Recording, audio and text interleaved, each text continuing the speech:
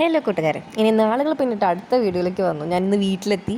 വിഷുവിൻ്റെ തലേ ദിവസമായിരുന്നു തോന്നുന്നു, അല്ല അതിൻ്റെ മുന്നത്തെ ദിവസം എനിക്ക് കോടിയൊക്കെ കിട്ടുന്ന ദിവസമായിരുന്നു.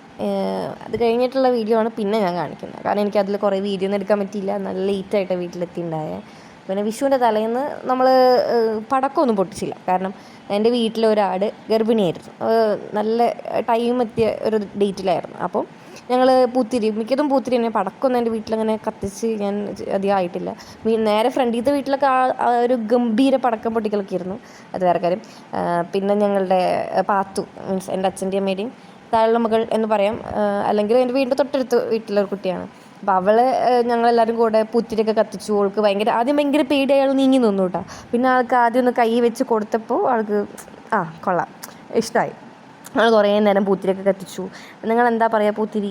എനിക്കറിയില്ല, ഞങ്ങൾ പൂത്തിരി എന്നാണ് പറയുക. പിന്നെ പൂത്തിരി എന്ന് പറയും. ഇങ്ങനെ മേലെ പോയി ഇങ്ങനെ വിരിഞ്ഞ് നിൽക്കുന്ന ഒരു സാധനം, അതും കത്തിച്ചു. നല്ല രസമൊക്കെ ഉണ്ടായി, അടിപൊളിയായിരുന്നു. വീട്ടിൽ പൂത്തിരിയൊക്കെ കത്തിക്കുന്ന അതൊക്കെ ആദ്യം കുറവ്, ആ പൊന്നൂൻ്റെ ഒരു കുറവുണ്ടായില്ലേ.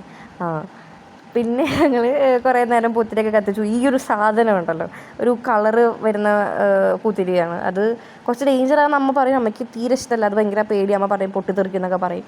അത് ഇടയ്ക്കിടയ്ക്ക് കനൽ വീഴും. നമ്മൾ ചെരുപ്പിട്ടില്ലെങ്കിൽ സൂക്ഷിക്കണം. അതിന് നേരെ ഫ്രണ്ടിലേക്ക് ഞാൻ വീണുകൊണ്ടേ ഇരിക്കുന്നുണ്ട്.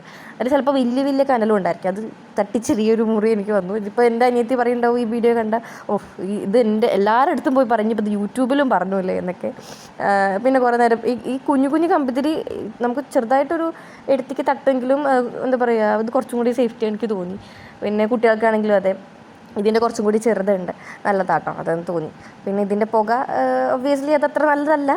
എന്നാലും നമ്മൾ വിഷു ആണെങ്കിൽ എന്ത് വേണം, പടക്കം പൂത്തിരിയൊക്കെ വേണം അല്ലേ, എന്നാലല്ലേ ഒരു ഉഷാറാവുള്ളൂ.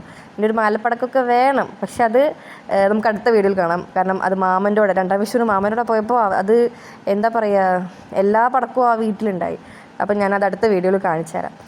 കുറച്ച് ഫോട്ടോസൊക്കെ എടുത്തു. അവൾ ഭയങ്കര ഹാപ്പി ആയിരുന്നു. അത് നമുക്ക് ഫോട്ടോ തന്നെ കാണാൻ പറ്റും.